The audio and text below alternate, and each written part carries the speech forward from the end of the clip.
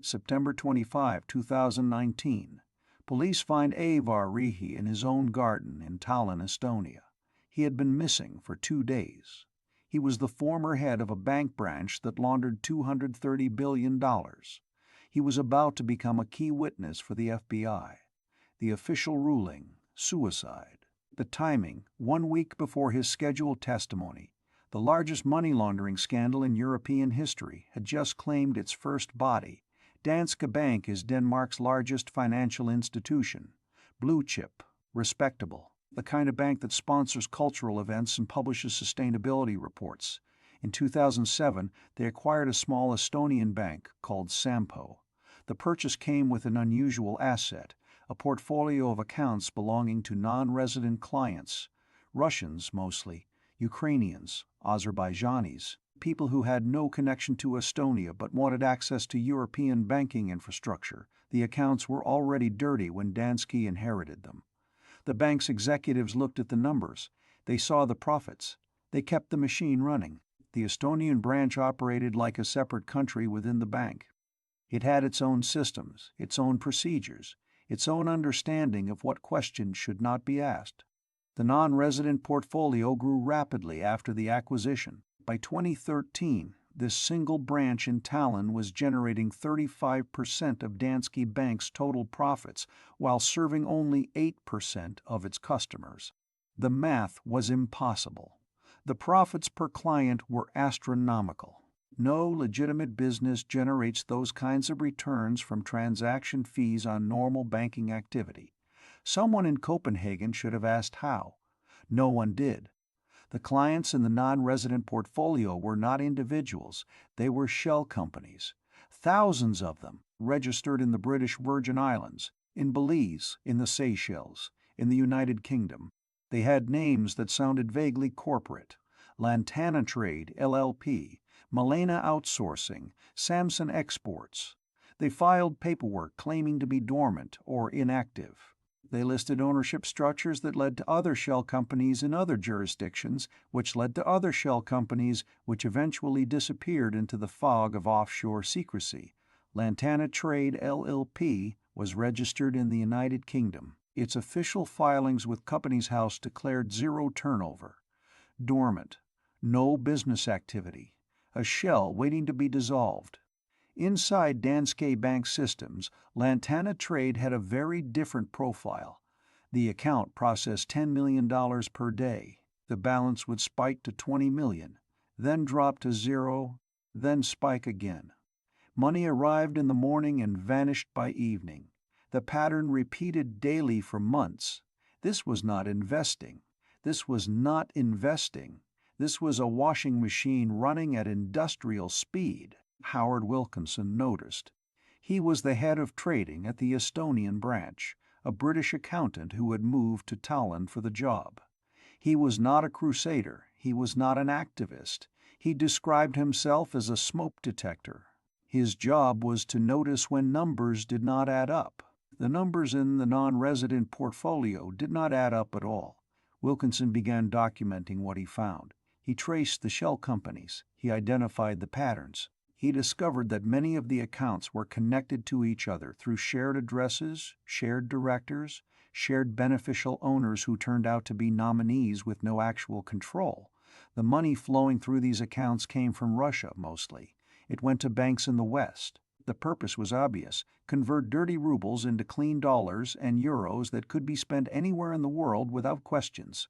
The mechanism was elegant. It was called mirror trading. A client in Moscow would instruct a broker to buy $10 million worth of Russian blue-chip stocks using rubles. Simultaneously, an affiliated entity in London would sell the exact same stocks for dollars. The trades canceled each other out. No stocks actually moved, but rubles had been converted to dollars without any money crossing a border, without any wire transfer that could be traced, without any customs declaration that could be audited. The stocks were just tokens in a shell game. The real product was clean currency. Danske Bank's Estonian branch processed these mirror trades by the thousands. The fees were small fractions of a percent, but the volume was staggering. $230 billion flowed through the branch over nearly a decade. At its peak, the daily transaction volume exceeded the annual corporate profits of entire countries. The tiny branch in Tallinn had become one of the largest money laundering operations in history. Wilkinson sent his first internal warning in 2013. He escalated his concerns to compliance officers. He documented specific accounts. He named specific clients. He explained how the schemes worked. The response was not investigation. The response was management. On December 27, 2013, Wilkinson sent an email to 4 senior executives in Copenhagen. The subject line was explicit: whistleblowing disclosure, knowingly dealing with criminals in Estonia branch. The email contained detailed evidence of suspicious transactions. It identified accounts that appeared to be laundering proceeds of crime. It explained the mechanisms being used. It warned that the bank was exposed to catastrophic legal and reputational risk. The executives received the email. They did not alert regulators. They did not freeze the suspicious accounts. They did not launch an independent investigation. They did what large organizations often do when confronted with inconvenient information from below. They managed the messenger and minimized the message. Wilkinson later described the experience to the Danish parliament. The bank didn't just ignore the smoke detector, he said. It actively tried to switch the smoke detector off. He was sidelined. His concerns were characterized as overblown. The non-resident portfolio continued operating. The profits continued flowing. The executives continued collecting their bonuses. Thomas Borgen became CEO of Danske Bank in 2013, the same year Wilkinson sent his warning. Borgen was a product of the bank's growth culture. He had risen through the ranks by delivering results. He projected Scandinavian efficiency, clean lines, controlled messaging, relentless focus on performance metrics. When the Estonian branch delivered extraordinary profits, Borgen did not ask uncomfortable questions. He asked for more. The warning signs were not subtle. JPMorgan, which served as Danske's correspondent bank for dollar transactions, examined the Estonian branch's activity in 2013. Correspondent banks act as gatekeepers for international transfers. They clear transactions through the American financial system. They have regulatory obligations to ensure they are not facilitating money laundering. JPMorgan looked at the data coming from Tallinn. They saw the shell companies. They saw the transaction patterns.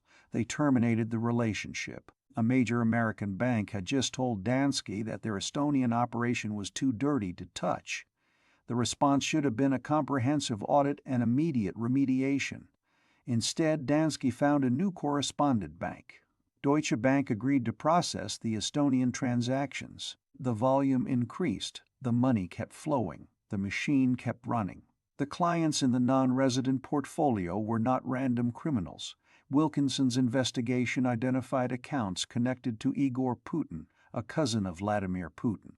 Other accounts appeared linked to FSB officials, the Russian security service that had succeeded the KGB. The money washing through Tallinn included proceeds from corruption at the highest levels of the Russian state. This was not just organized crime. This was state-sponsored looting, facilitated by a Scandinavian bank that preferred not to look too closely at where its profits came from. Aivar Rehe ran the Estonian branch during the peak years of the laundering operation. He was caught between forces he could not control. The Russian clients demanded access to Western banking. They had connections. They had leverage. They made clear what happened to people who created obstacles. The Copenhagen headquarters demanded profits. They measured performance by numbers on spreadsheets. They did not want to know how those numbers were generated. Rehe was the man in the middle, the pressure valve in a system designed to convert dirty money into shareholder returns. As the scandal unfolded, Rehe became a potential witness. He knew which executives in Copenhagen had been informed. He knew which decisions had been made and by whom. He knew where the bodies were buried figuratively at first. American and European prosecutors were building cases. His testimony could have implicated senior leaders. His memory contained evidence that documents might not preserve. On September 23, 2019, Rehe disappeared from his home in the Pirita district of Tallinn. Police searched the area. They deployed drones. They checked the coastline. For 2 days he was missing. Then they found him in his own garden, a space they had apparently already searched. The death was ruled a suicide. No further investigation was announced. The timing days before he was scheduled to provide information to investigators raised questions that have never been answered. The scandal broke publicly in 2018. Danish journalists had been investigating for months. The evidence was overwhelming. Internal documents showed that executives had been warned repeatedly. Transaction records showed the scale of the laundering. Shell company registrations showed the obvious fraudulent nature of the clients. The bank could not claim ignorance. The warnings had been explicit. The decisions to continue had been deliberate. Thomas Borgen resigned in September 2018, the same month the scandal became front-page news across Europe. He expressed regret. He did not admit wrongdoing. He departed with his pension intact. Other executives followed him out the door. The board was reconstituted. The bank hired crisis communications consultants. The damage control operation was professional and thoroughly inadequate. The financial consequences arrived in waves. The stock price collapsed, erasing billions in market value. Regulators in Denmark, Estonia, France, and the United States launched investigations. The bank faced potential fines that could reach into the billions. Criminal referrals were made against individuals. The reputational damage was incalculable. Danske Bank had been a trusted institution. Now it was synonymous with enabling Russian money laundering at industrial scale. The investigation revealed the systematic nature of the failure. Compliance officers had flagged suspicious activity. Their concerns had been overruled or ignored. Internal audit functions had been weakened. The branch had been allowed to operate with minimal oversight from Copenhagen. The pursuit of profit had overwhelmed every safeguard designed to prevent exactly this kind of abuse. The number that captures the scale is $230 billion. For context, Estonia's entire gross domestic product in 2014 was approximately $26 billion. Danske Bank's tiny branch in Tallinn had processed money equivalent to nearly 9 times the economic output of the entire country. The bank had become larger than the nation that hosted it, a state within a state, accountable to no one. The settlement negotiations continued for years. In December 2022, Danske Bank pleaded guilty to bank fraud in the United States and agreed to pay $2 billion in penalties. The plea acknowledged that the bank had defrauded American banks by falsely claiming it had adequate anti-money laundering controls. It had not. The controls were paper fictions designed to satisfy regulators while the laundering continued. European authorities imposed additional penalties. The Danish financial regulator required enhanced oversight. The Estonian license was revoked. The branch that had generated those extraordinary profits was shut down entirely. The total financial cost to the bank exceeded $4 billion when all fines, legal fees, and remediation expenses were calculated. Howard Wilkinson testified before multiple parliaments. He described how his warnings had been ignored. He explained the mechanics of the fraud in technical detail that left legislators visibly shocked. He had done everything a whistleblower is supposed to do. He had documented. He had escalated. He had persisted. The system had failed anyway. The executives who presided over the scandal faced limited personal consequences. Borgen was charged with criminal violations in Denmark, but the case moved slowly through the legal system. Other former executives faced investigations but not imprisonment. The penalties fell primarily on the institution, on shareholders who had not known, on employees who had not participated, on the Danish public whose largest bank had been exposed as a criminal enterprise. The Russian money that flowed through Tallinn did not disappear. It purchased real estate in London, yachts in Monaco, art in Geneva, influence in capitals across the West. The proceeds of corruption in Moscow became assets in the legitimate economy. The oligarchs and officials who had looted their own country used Danske Bank to convert their theft into respectable wealth. The bank took its percentage and asked no questions. Aivar Rehe's death remains an open wound in the narrative. Suicide is common among people under extreme pressure, facing public disgrace and potential imprisonment. But the timing, the circumstances, the fact that he was found in a location police had supposedly searched, these details invite speculation that may never be resolved. He was 56 years old, he was a father, he was a man who had been given an impossible job and had failed in ways that destroyed him. The Danske bank scandal demonstrated what happens when profit incentives overwhelm compliance obligations.